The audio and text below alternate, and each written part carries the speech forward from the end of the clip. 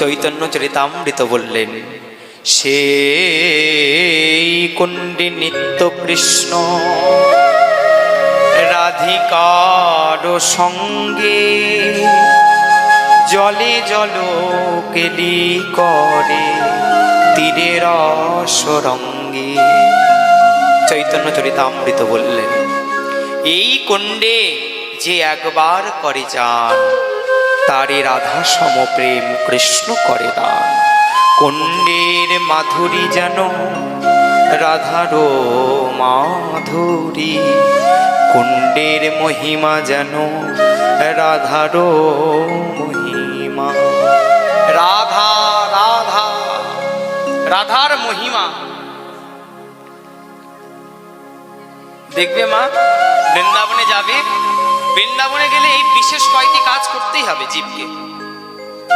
রাধাকুণ্ড শ্যামকুণ্ড দর্শন, গিরি গোবর্ধন পরিক্রমা, রাধারমণ বাকে বিহারী, যমুনা পটরানী এবং বর্ষানা নন্দগাঁও, এগুলো দর্শন করতেই হবে।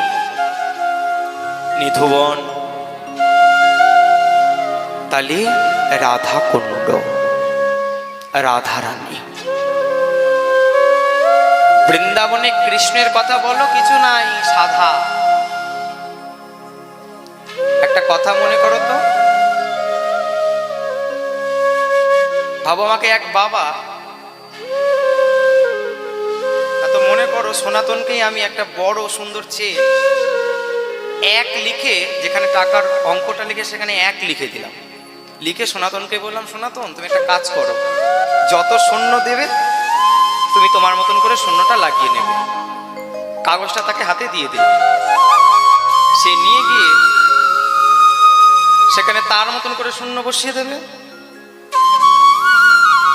কিন্তু শূন্যটি প্রাধান্য তখনই পাবে যখন সেই একটি থাকবে। আর সেখানে যদি এক নাই থাকতো, তাহলে শূন্যর কোনো প্রাধান্য নেই, তার কোনো ঠাঁই নেই, কিছুই হবে না। তাহলে সেই এককে প্রাধান্য পেতে হয় শূন্যের দ্বারা দিয়ে।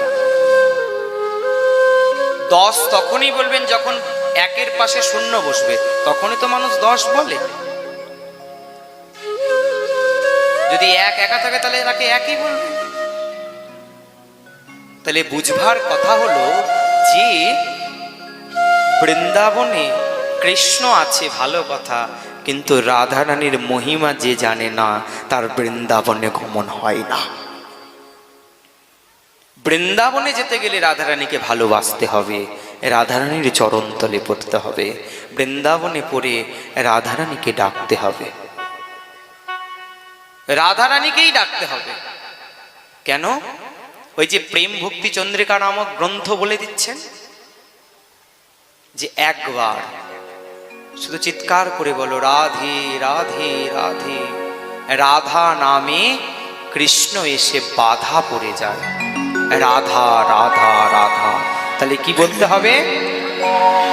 এত আসছে, আর একটু জোরে, আর একটু জোরে। बोलिए वृंदावन बिहारी लाल की जय।